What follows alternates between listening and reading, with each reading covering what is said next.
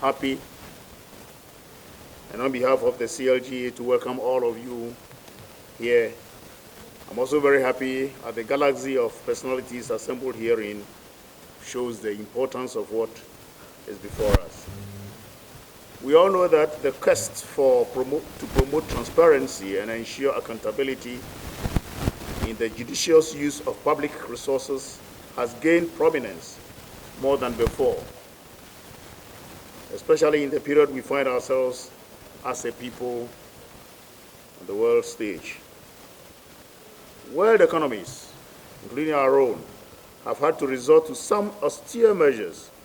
due to the impact of the COVID-19 pandemic and most recently, the ongoing impasse between Russia and Ukraine. The effect of these is quite palpable. It is being experienced by all in our daily lives. The economic context within which we find ourselves currently calls for measured and thoughtful expenditure, accompanied by a strict adherence to lay down procedures in accordance with public financial management. In short, prudence in economic management. Notwithstanding the promulgation of the Public Financial Management Act in 2016, there have been instances of irregularities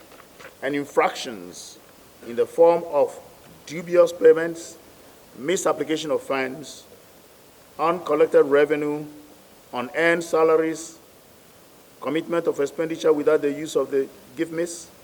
unaccounted stores, among others, in the reports of the Internal Audit Agency and the Auditor General over the years. These infringements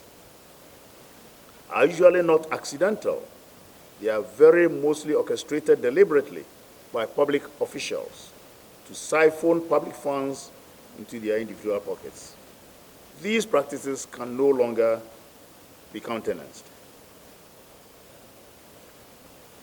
The PMF league table, which we think we need to introduce, is to ensure full compliance with the PMF Act and administrative directives, which will ultimately result in improved service delivery. The Public Financial Management League table will be used to assess, rate, and publish PMF compliance level of state institutions required by the PMF laws of Ghana. Such compilation and publication thereof, of a league table, we believe, will inject discipline among state institutions in the management of public funds. While naming and shaming public institutions for non-compliance and activating the sanctions regime where necessary, the project will also be used to support public institutions who lack certain capabilities to deliver. The Center for Local Governance Advocacy and IAA partnership in this regard is a worthy contribution in the fight against financial malfeasance and corruption in public space. CLGA is committed to ensure that this exercise goes the whole hog in the attainment of our set objectives. I believe strongly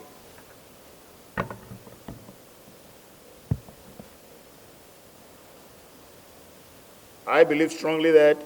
the occurrence of misappropriation and malfeasance as recorded in previous years will be minimized with the introduction of this league table and reduce corruption. I thank you for the opportunity, and I thank you for your PFM league table. Say public sector institutions and now omo ye aban nyuma nyina no akansie bi beba ne ahwe omo ebo aban sika ho eban yie aban discuss bebre eco ministry department and agencies omo discuss no bi so call regional coordinating councils e bi so call assemblies na ne ya kakra wo so say aban esi nyuma nka wo so omo nya mfaso na omo tua dividend ema aban enso so nyuma ko bebre wo ho no ma afiri bekwa awie no na omo so maboka eno so ye hwem a ye nti ase e wo internal audit agency nti ye say ye be akansie bi na ya hwere public sector institutions ni nyinaa no afi enko na wie ye ne yebehwe omo comply with their friend PFM cycle. The PFM cycle no ye new planning, budgeting, procurement and contracting, accounting and reporting, ne auditing. Sa new menum yi how dey be assess nti assess na obia no public institution bia comply na just say where the kind. If you are be rank first and last, omo a ombewe no ye be the omudin ebe Ministry of Finance. Na ye hwe PFM mbra na e wo Ghana ha na ye was sanctions wom. Ebi ni say wo ye chief director e betime di motu. Ebi ni say wo baabi a promotion ye fa mawo. Akati akra ye ntum. Any administrative sanctions. Edu baabi a ye were criminal sanctions a say bi wabo aban kro no a e betime di wakogina asandi bia na yetimi ahwe. Nti say no ne ye kan nyina ne say wo mo bo Ghana kro no wo mo ye ketase hye wo mo wi Ghana sika no te say na bri na twam esase ye hia sika dia ye mpontu nyuma nti aye no ne ye kan nyina ne say any CLGA ye kan bom ne ya tata Ghana for wo mo a wo mo misuse aban sika no ye nyawa eri ubegina embra no ne ne wadi no nyonyo embra so say ye nyina de bebie ye ni ye frɛ amanfo nyina so bia ni na ho se bi hu se bibi koso wo baabi so bia ko esi nan bi na nka wo so the blocks na ye na de enote na ya yi asotre wi asotre asa nipa kro no e betimi de na kogina se ni bia nti eno na e beda ho biara aban ama wo contract se koye under procurement a wagi sika na wa ankoye no ye ne ubedi ne won susu a sika no wagi a wa anye no so ne ubedi ye ne ubedi ne wagi sika no so a wa anye no se ne e wo se wo ye no no e fa bi performance audit no susu no ye ne ubedi no nyonyonyo ne ahyehyɛ a yɛhyehyɛ nyinaa ne yɛ Ghana sika ne yɛ bɔ ho ban ne yɛ de nneɛma ɛto akwan mu na kɛtasehye ne proyɛ yɛ mpɛsɛ ebesi emre bi a betwa mu no kɛtasehye ne proyɛ no si ansa na yɛ abɔka akɔhwehwɛ nipa odi sika no ansa na de nipa na kɔgyina asɛ ni bia nsɛm no bi kura wɔ court abesi na ntimi nyi sika no yɛn ayɛ ne yɛbɛsɛ yɛbɛtena sɛ ayɛ ahwɛ han na obi adi Ghana sika woyɛ wadwi sɛ obedi sika na ne yɛ so mu nti eno ehu dwumadie na yɛbɛpa wo no ho ntoma ɛdɛ within the Dr. Eric Oduro Osan, the Director General, Internal Auditing, say, internal auditor, external auditor. So the other kind of say, yeah, say, a buying sika, you contribute through so many means. And the Ghana resources are in your scale from. Say, the embassy and 5 years Juma. You heard say Juma, a car said, but you had a paper power. Yabaja say, Anka say who say once I say 5 years, you want to be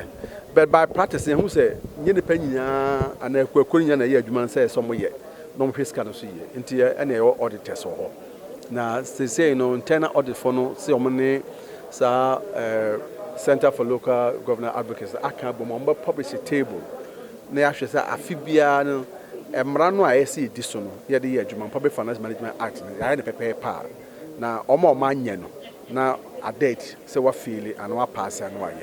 ye force so omoye but the dam so me can say ye ntwen kra ma afene so na litible maye omonko so nye but ye wo emra e wo Ghana ha enough e wo sa local governance act no ma e wo say boso mi ense bia wo internal auditor na wo ye adwuma wo assembly no fa report bra ko wo adwuma say wo twa madwuna agent say hey DC hey according to that impanyin for there be there mo ye ya enya ekwese for so ye spend sika no 8 minutes wo twa ma dwingina so ndi ye mfa na say wo twa ma dwingina so ndi bia wo kan o mantia fa report no bra because e wo emerim say eso ye that make us ye gina be ka bom din aboa because aban here sika bebre dia ye na bebre ansanya ni pa so be hu say aban ji sika wo ye de wo ye no e say mo munya confidence be say oh aban ji sika no ohwe so ye na abano nyina nye sebe esoro hankwa